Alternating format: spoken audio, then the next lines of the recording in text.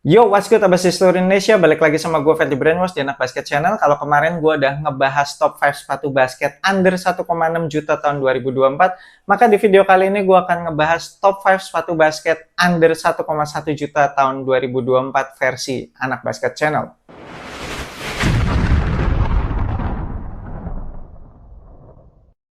Tanpa basa-basi, langsung kita masuk ke urutan paling bontot. Di urutan kelima ada Ardiles Hardcore, dibanderol dengan harga retail Rp729.800.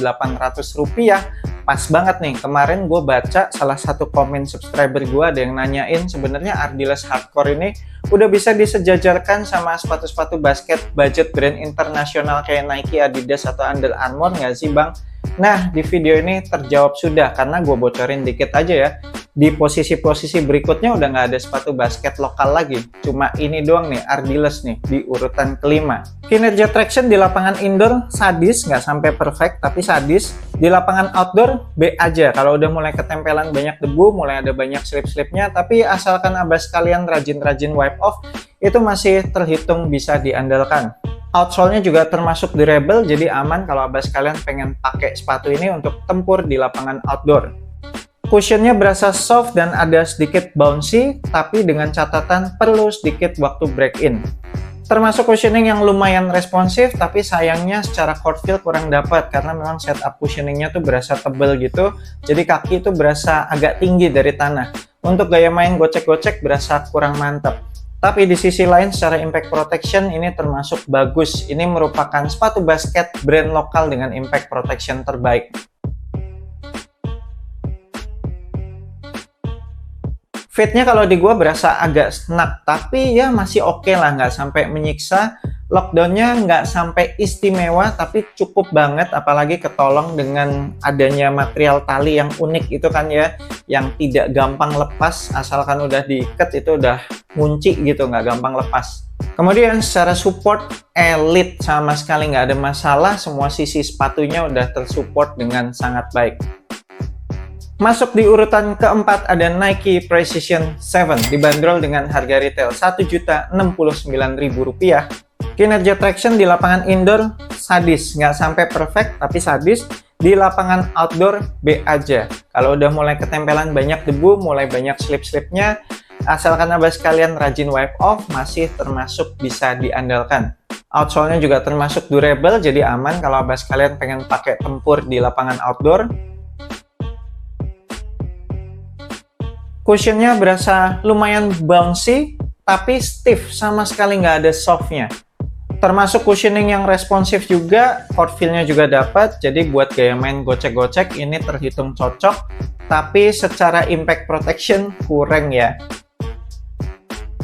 Fitnya termasuk enak, lockdown-nya istimewa. Lacing sistemnya yang cuma pakai traditional punch hole itu berhasil mengunci kaki gue di dalam sepatu dengan sangat baik, nggak gampang bergerak-gerak.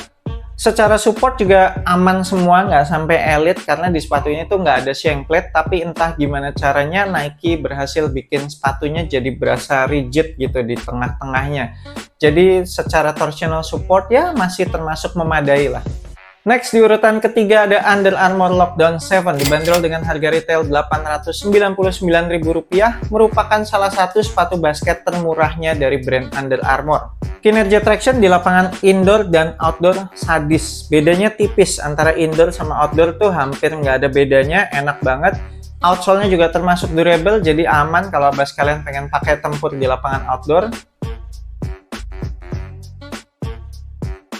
Cushionnya lumayan bouncy dan ada sedikit softnya. Nah, makanya gue taruh di atasnya Nike Precision 7 nih, karena masih sedikit ada softnya, masih lebih enak lah feels cushioningnya. Termasuk cushioning yang lumayan responsif juga, court feel-nya juga terhitung masih dapat, jadi buat gaya main gocek-gocek juga masih masuk. Secara impact protection terhitung ya standar aja lah.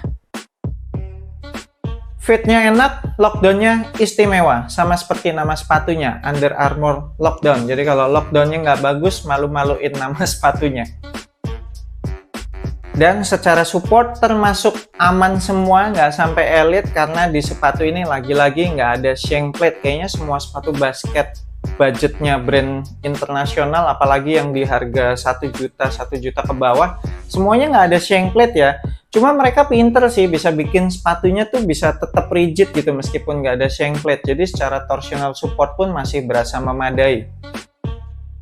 Masuk di urutan kedua ada Li-Ning Shining. Brand Cina emang gokil sih. Harga retailnya tuh cuma sekitar Rp800.000 aja. Tapi kinerja traction di lapangan indoor perfect. Cuma kalau udah dibawa ke lapangan outdoor, apalagi kalau udah mulai ketempelan debu, jadi agak-agak standar. Tapi asalkan abah sekalian rajin wipe off, ini masih terhitung sangat bisa diandalkan. Outsole-nya juga termasuk durable, aman kalau abah sekalian pengen pakai tempur di lapangan outdoor. Cushionnya berasa balance antara soft sama bouncy-nya 50-50, termasuk cushioning yang responsif juga, core feel-nya juga dapat buat dipakai gaya main gocek-gocek tuh enak banget. Tapi sayangnya secara impact protection standar aja, soalnya cushioningnya tuh berasa tipis. Fitnya berasa sedikit panjang, tapi secara lockdown ini istimewa. Gokil, lacing sistemnya berhasil bikin kaki gue berasa kekunci lah, dipeluk banget di dalam sepatu itu. Dan secara support elite, komplit semua ada supportnya, shank plate segala ada. 800.000 loh, gila ya. Dan akhirnya di urutan teratas, urutan pertama ada 361 Degree AG Level Up 2.0.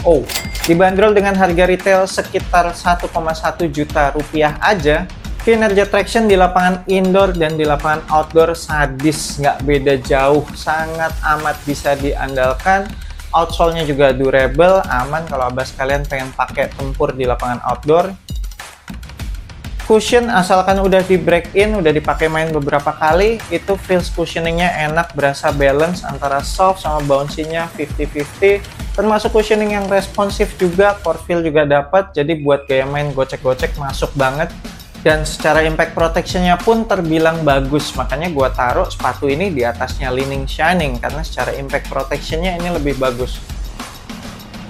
Fitnya termasuk enak, lockdown-nya nggak sampai istimewa, tapi menurut gua udah cukup banget lah. Dan terakhir, secara support elite, nggak kalah sama sepatu-sepatu basket yang harganya 1,5 juta ke atas atau sepatu-sepatu basket signature sekalipun.